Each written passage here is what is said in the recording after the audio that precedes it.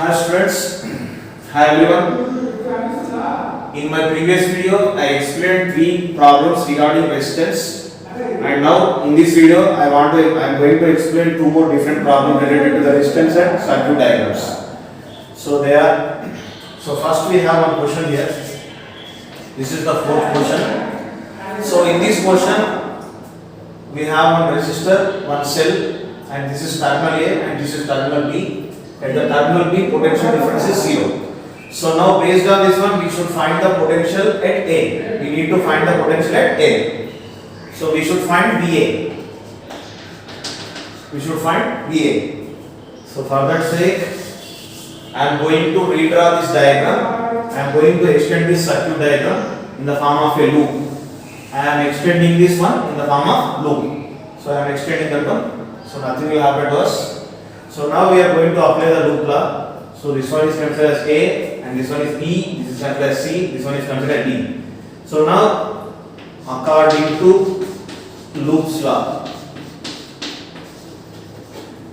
so we will consider the loop A, B, C, D, A. So we will consider the loop A, B, C, D, A. So again we need to apply the loop law to find VA. So first we will start from A. So here according to the loop law, sum of the change in potential difference across the components within the loop is equal to 0. So first we will start with A. At A we have VA. We need to find VA instead of VA. Just we need to write VA. We need to find that value. So next, if we consider this particular resistor, so we are moving along the direction of the current. So when we are moving along the direction of the current, the sign becomes negative. So negative sign. Again here V equal to RI. So R means 5. Current, how much current is flowing here? 1. So this one is completed. Again we are moving from higher potential to lower potential. So when we are moving from higher potential to lower potential means, so sign becomes minus here. Again minus 2 volts. Again here we need to add this VB, that is equal to 0.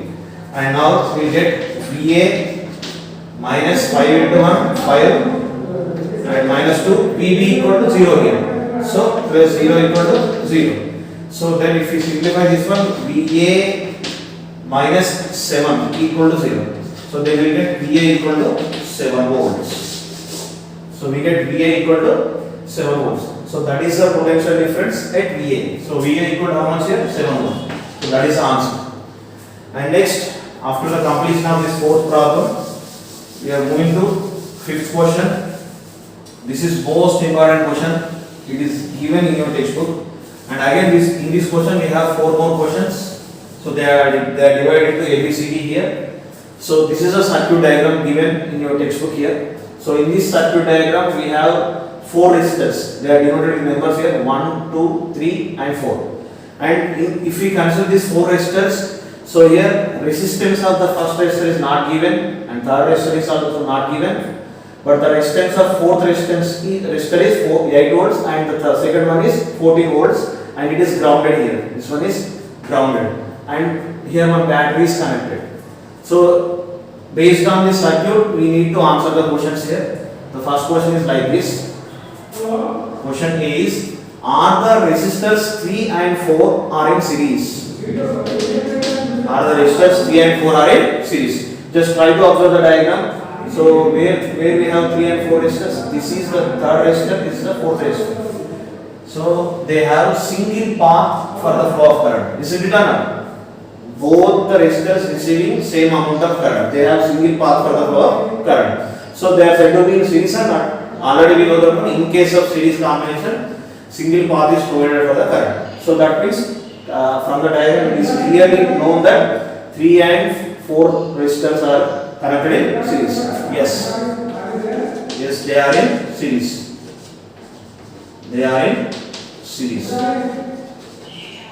So 3 and 4 third resistor and fourth resistor are connected in series. Why? Because they have single path for the flow of current. And next question is like this: is the battery in series with any resistor? So here we have one battery, 4 resistors are there. Does this battery is in series with any resistor? Yes, it is there. How if we consider this first resistor, it is there in series. So why? Because this battery is connected end to end manner with respect to this first resistance. And if we consider second one, it is in parallel, and third one is also current is divided, they are also in parallel. So we can write, we have to write the answer. Yes, resistor 1 is connected in series. Resistor 1 is connected in series. And third question is like that. This is important. What is the potential drop across a resistor 3? So here we should find V3.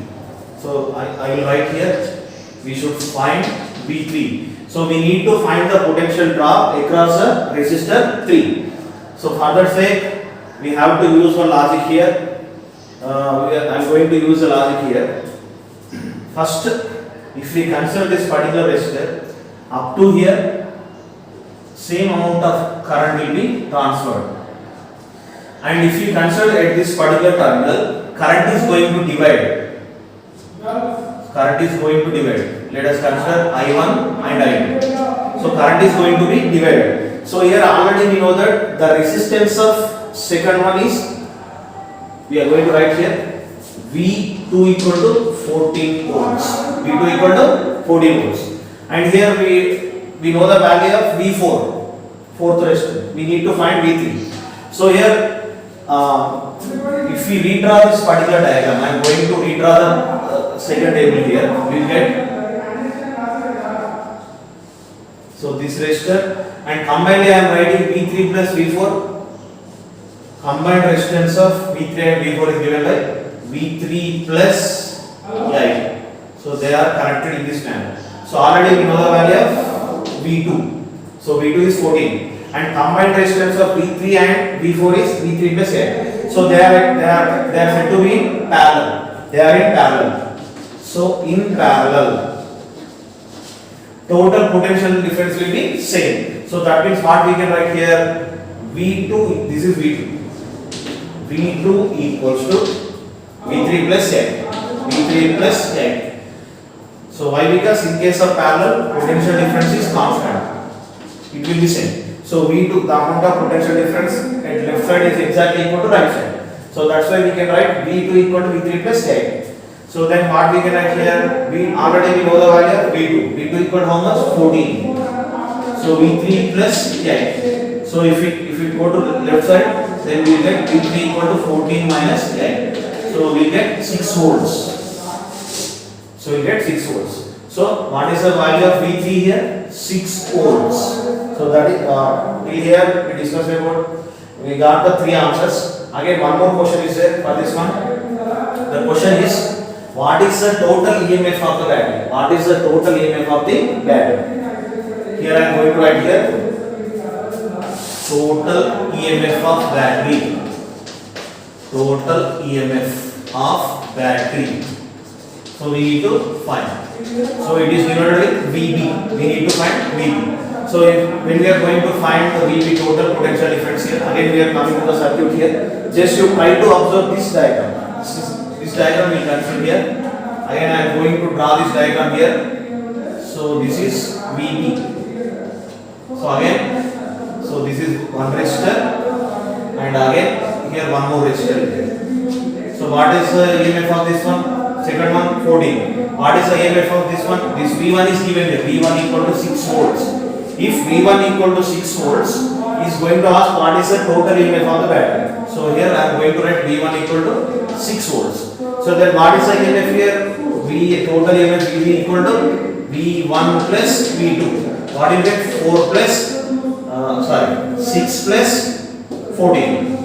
So we get 20 volts. So VB equal to 20 volts. So in some textbooks the answer is 34 is there, but that is wrong answer. Only we should consider the potential difference of V1 and V2. So why? Because here potential difference is drop. Potential difference is the sum of the V3 and V4 is exactly equal to V2. Only we should consider this one and this one. We don't need to consider this two. Already the sum of this one is this one. So only we need to add V1 plus V2. So that is the total EMF of the battery.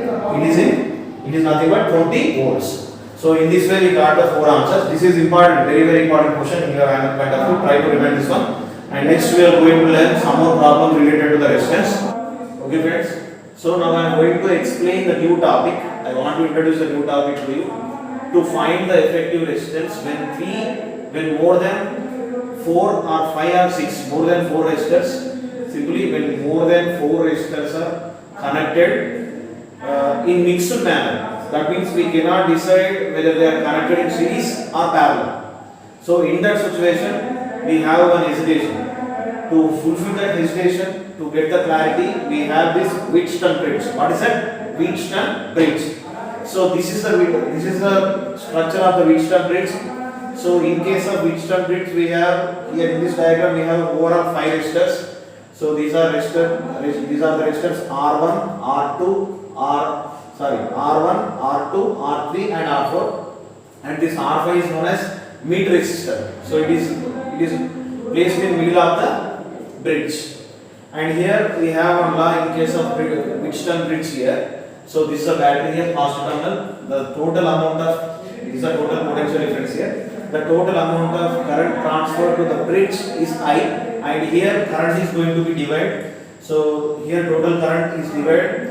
It is going here total current I equal to divided into I1 plus I2. So some part of the current is going to this particular resistor, some part of the current is going to second resistance, I1 and I2. So current is going to be divided here. So here we have one condition for the Wheatstone bridge here. So Wheatstone bridges are 2 types here basically. There are 2 types here. So first one is balanced bridge. Balanced bridge. So in case of balanced bridge, there is one condition should be there here. So this condition is R1 by R2 equal to R3 by R4. This is nothing but this is a condition for balanced Wheatstone bridge. So what is the condition? R1 by the ratio between R1 and R2 should be exactly equals to ratio between R3 and R4. So if this condition is satisfied, then the bridge is said to be balanced Wheatstone bridge. So then it is said to be balanced Wheatstone bridge. Again, in case of balanced Wheatstone bridge, we have some conditions here. We have some conditions for balanced bridge. First condition is nothing but if the bridge is balanced, if the ratio is satisfied, first condition is we should not consider R5. The mid resistor is not, we should not consider the mid resistor. R5 mid resistor is not considered. So we should not consider this particular mid resistor. So we have to remove that mid resistance. And at the same time, second condition is the potential difference at X is exactly equal to potential difference is Y. So why? Because that means in this resistance current is not flowing. The amount of current flowing through this particular mid resistance R5 is 0. So why the current is not flowing means there is no potential difference between X and Y. So that means potential difference at X equal to potential difference at Y. So there is no potential difference between point X and Y. So that is the second condition. So then we last condition already I told R1 by R2 equal to R3 by R5. So just simply we have to remove this R5. We need to remove this R5. So this is said to be balanced bridge. So we need to remove the R5, then we can solve the problem. So how can we solve the problem here? These 2 resistors are in series, again these 2 resistors are in series. So then we can find out the effective resistance of these 2 and these 2 individually. Again the effective resistance of these 2 and these 2 are in parallel. Then we can get the effective resistance. So this is for balanced bridge. And now we are going to discuss unbalanced bridge, second type. Now we are going to learn about unbalanced bridge. This is the second type. So it is unbalanced bridge means it is quite opposite to the balanced bridge. Just simple. If R1 by R2 is not equals to R3 by R4, then the bridge is said to be unbalanced bridge. So in that case, we need to consider R5. R5 should be considered. We should not remove R5. And current will flow through R5 resistors. So we need to consider that one. And here Vx is not equals to Vy. So that means there should be some potential differences there between the point X and Y. Then the current is flowing. So then it is said to be unbalanced bridge. So these, based on this one, we discussed about the Wheatstone bridge. So when we have to use this Wheatstone bridge, whenever if we have 5 or 6 resistors in the electric circuit, we are not going to decide exactly whether they are connected in series or parallel. So in that case, this kind of bridge structure is useful to find the effective resistance of the circuit. So now I am going to explain. Now we are going to solve one problem related to the Wheatstone bridge. So this is the Wheatstone bridge problem. It is most important problem here. So now we need to apply the Wheatstone bridge condition here. First we have to check whether this particular given question is related to Wheatstone bridge or not. So how can we decide it is related to Wheatstone bridge means how many resistors we have? 1, 2, 3, 4, 5. So we have 5 resistors.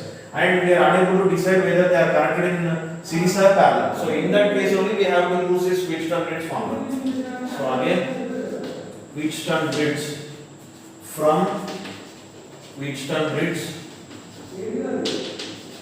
So we need to prove that R1 by R2 equal to R3 by R4. So for that sake we are considering that R1, R2, R3, R4. We are assuming that, so these are the 4 resistors, this is the mid resistance R5. So it is in the form of Wheatstone bridge. So now we are going to check whether it is balanced or unbalanced. So what we need to do here, R1 by R2 equal to R3 by R4. We need to check whether it is obeyed or not, this condition.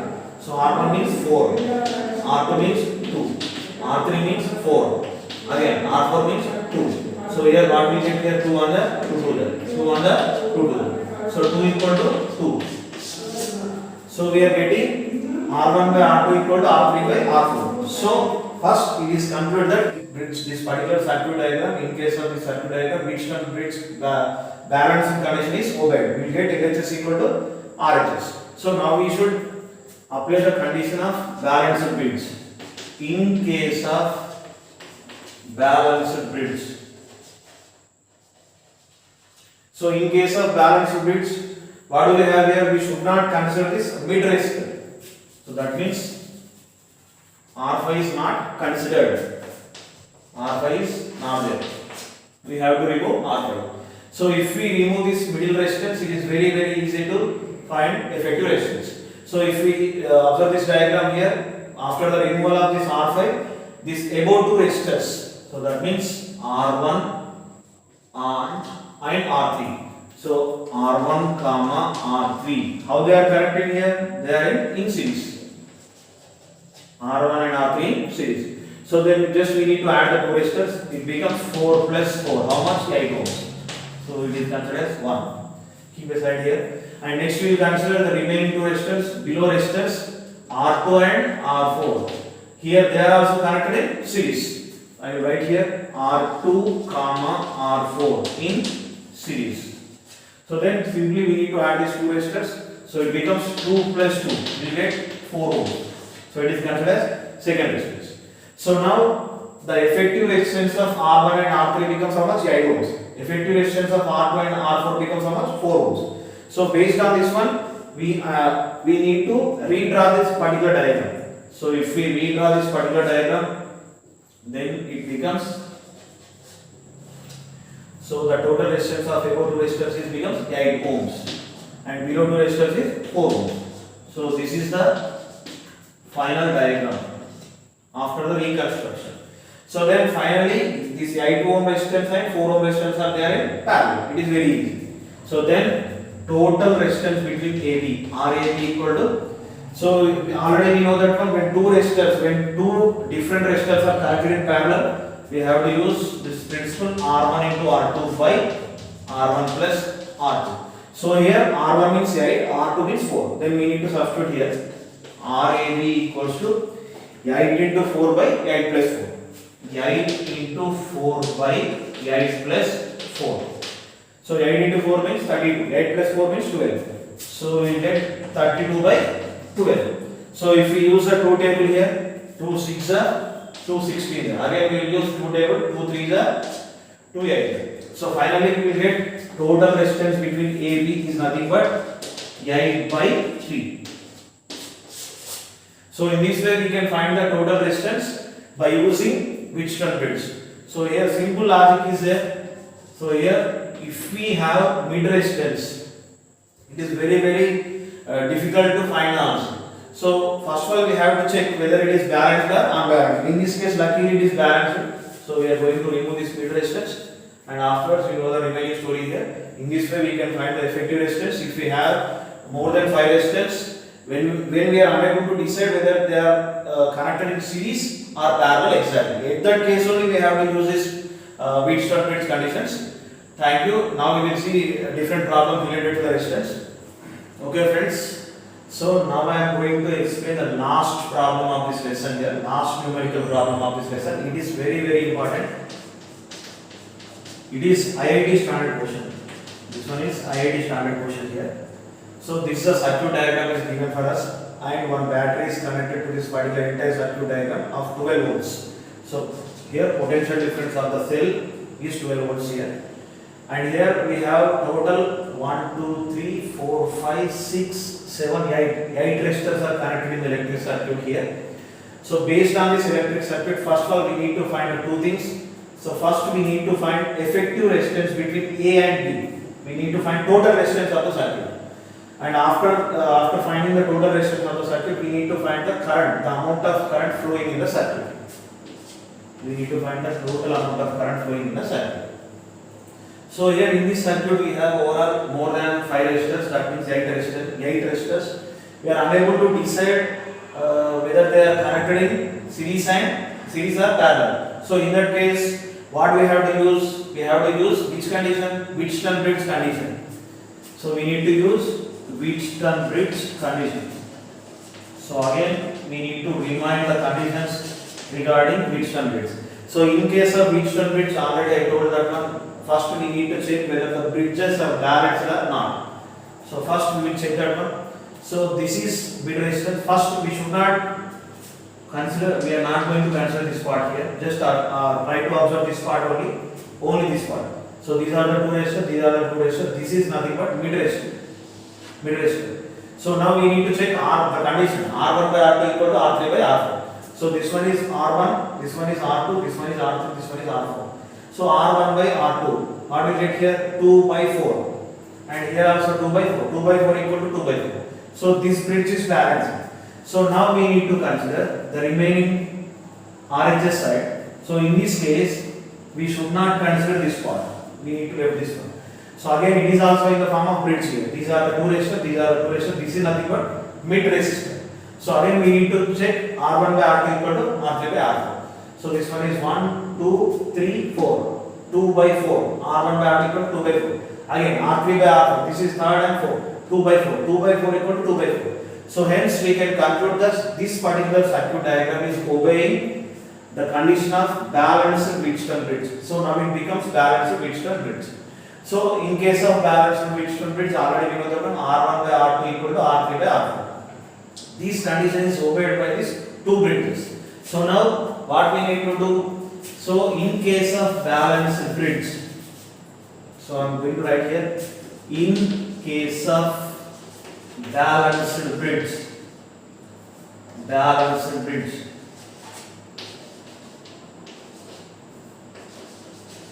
So what we need to do in case of balanced bridge? So we need to remove the mid resistor. So here in this particular diagram we have 2 mid resistors. So this is one mid resistance side, this is another middle resistance. So we need to remove these 2 middle resistances. So they are not considered. So that's why we need to remove this one. So I will write one more diagram for this one. We need to remove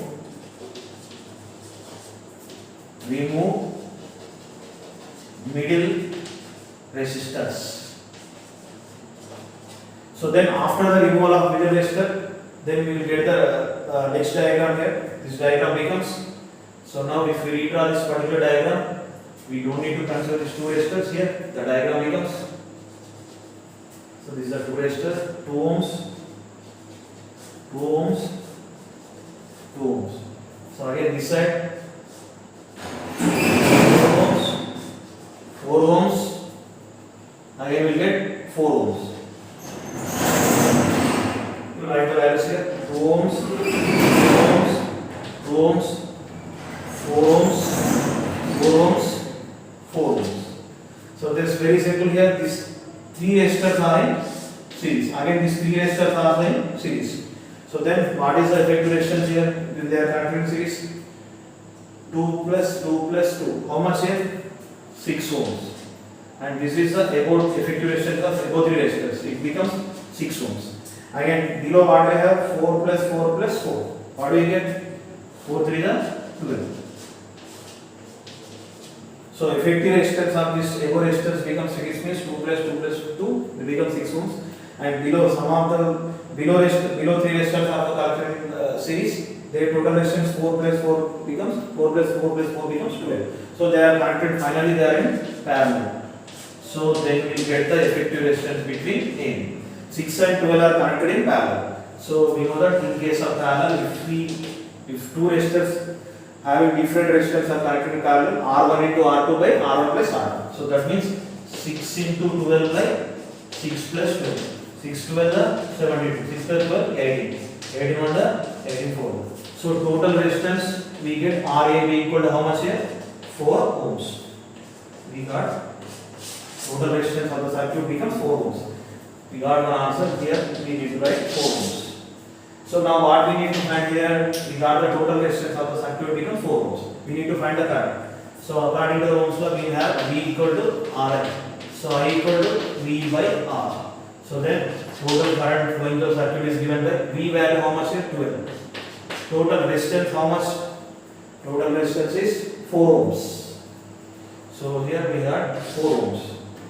4 1 the 4 3. So then the total current flowing through the circuit is nothing but 3 ohms. So finally we got the total current and total resistance of this circuit here. In this way we have to use the different bits. Thank you friends. Thank you for listening my class. Try to remember these contents forever here. Why? Because they are most important in your even engineering point of view also. Please subscribe my channel. Don't forget to subscribe my channel. And one more thing I want to say here. So when we are going to listen my class, please use the headphones. You will get the clarity when you can understand everything. Don't miss. Don't forget to use the headphones. Thank you. Thank you everyone.